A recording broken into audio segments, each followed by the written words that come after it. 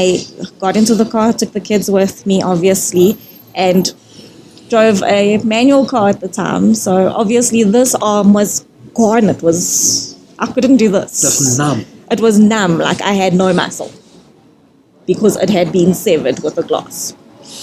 And I got to the hospital and the doctor said to me, what happened? And I was like, there was an accident. And the thing with somebody in abuse, you'll never expose yourself, because I remember the first time I went to report at the police station. The police officer had asked me,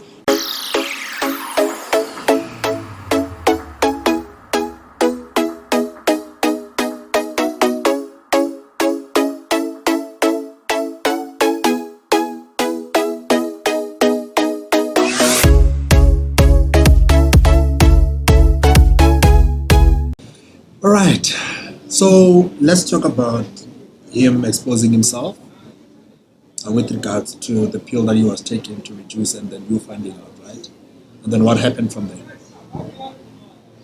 trust levels obviously dropped, dropped. Yeah. So, because I would question and I'd be more observant of situations, it got me into a little bit more trouble because I'd question again. Yes. Is it that started to trigger the physical abuse from him? Yes.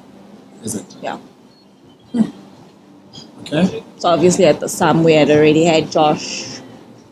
Oh yes. And so I think in essence it escalated very quickly. You don't have a warning sign to say like you're now in verbal abuse and it's physical abuse is coming next. It happens very quickly. But my question then is, when the first time he hit you, because I know he didn't hit you once, the first time he hit you, didn't that kind of like tweak you back and say, okay, it's happening again, I need to make a stop to this now? You kind of limit your boundaries. So you say to yourself, okay, if this is going to happen, I'm going to leave. If he's going to say this, I'm going to leave. And then it happens, and then they call it a honeymoon phase in abuse, where it's, I'm sorry, I'm not going to do it again. And then you're forgiving. And you push a boundary back and you're like, okay, no, fine. This has now happened. When he does this, I'm going to leave. When he does this, I'm going to leave. So every time something happens, you push a boundary back. And your value kind of, every time that happens, depreciates. Does that happen to most women that are in abuse situations? A lot of women isolate themselves. Yeah. So because with isolation comes loneliness. And the worst part about loneliness is not, how can I say, being alone. Yeah. I can be in my car and be alone. I'm not lonely. Yeah. The lonely part comes when you feel that nobody cares. That's for me is loneliness. Where you feel that you've now isolated yourself, and the reason you're isolating yourself is because you don't want to explain to people what is going on. You don't want to explain the blue eye. You don't want to explain the bruise. You don't want to expose yourself and the person, and now have to defend the person because you're still having to defend yourself. So reaching out to people at that time, it's a no-no. It's a no. Nobody wants to, because you're going to get questioned. Why? What did you do? What did you say? Okay, How were you? So, okay, fine. He hit you the first time. You gave him a second chance. He came back again the second time. Yes. Push a boundary. And you pushed the boundary. Yes. So when did it get to a point where you say, okay, I'm filing for divorce. I'm not going through this anymore. I can't stand this anymore. After how long have you been It's a process. It's a process. I was married 5 years, and I ended up in hospital under operation because of abuse. And it was to a point where my muscle had been severed, that I had to drive myself to the hospital. And I got into the car, took the kids with me, obviously, and drove a manual car at the time. So obviously this arm was gone. I couldn't do this. Just numb. It was numb, like I had no muscle because it had been severed with the glass. And I got to the hospital and the doctor said to me, what happened? And I was like, there was an accident. And the thing with somebody in abuse, you'll never expose yourself, because I remember the first time I went to report at the police station, the police officer had asked me, do I have a restraining order against the person? And I had said no. And I asked them, what does that have to do with them actually arresting him? And they were like, they can't arrest him because they don't have paperwork to arrest him. I'm like, but you can look at me and you can see that something is wrong. I mean, and it's they ridiculous. were just like, no, we're not allowed to. Yeah, but that's ridiculous. I mean, And I went home to that situation. I went back home. And I felt that for me was just like, if the law can't defend I was just about me, to say that. who's going to defend But I mean, if you walk in a police station and they could see that this person is bruised, and they tell you that you need to open a restraining order before they can actually So step you in. go, you literally go crazy. there, you go there, a lot of the cases happen at night. So you go there. I'm not going to go back the next morning to a court and humiliate myself even more. Yeah. So the Because- justice system, it's nonsense then. A justice system. That is why you will find a lot of independent houses coming up for women to actually go to. Okay, Like so safe houses. you're in hospital and you're going through an operation. I didn't actually go through the operation that night. So he wanted to admit me. And I said to him, no, I can't. Because at that point in time, I had visioned my daughter's room, because we had tried to get away from him so quickly that I had, like, adrenaline will make you powerful.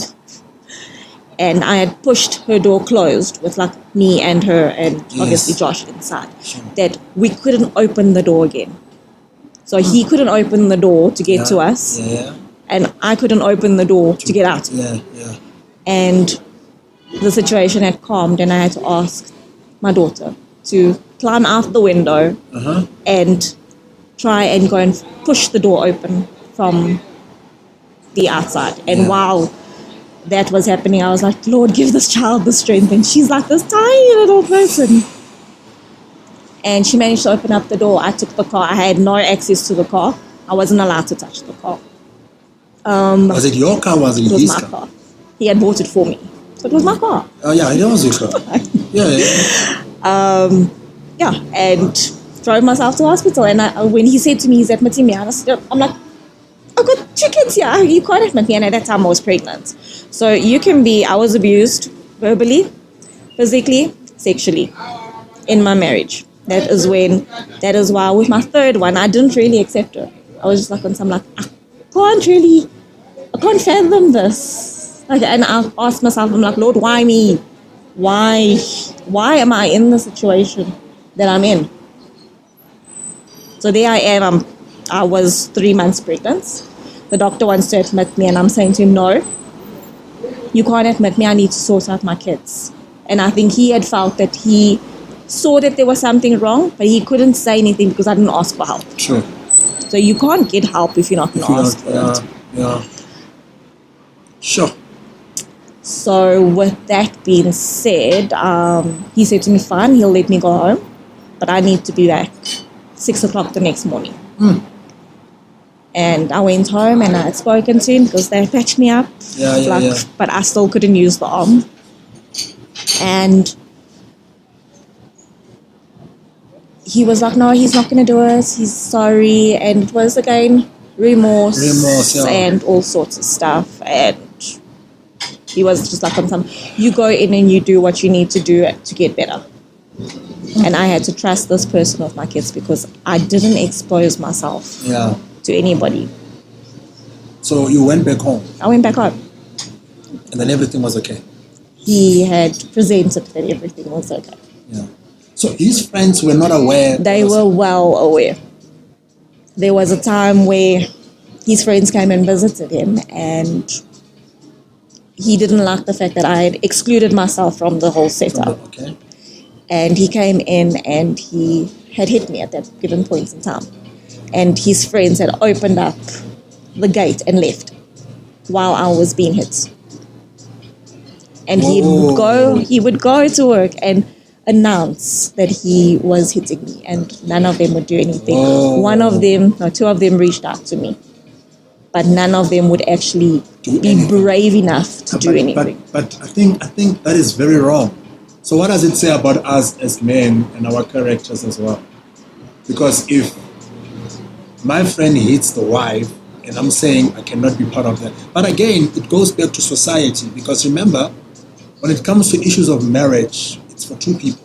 So one might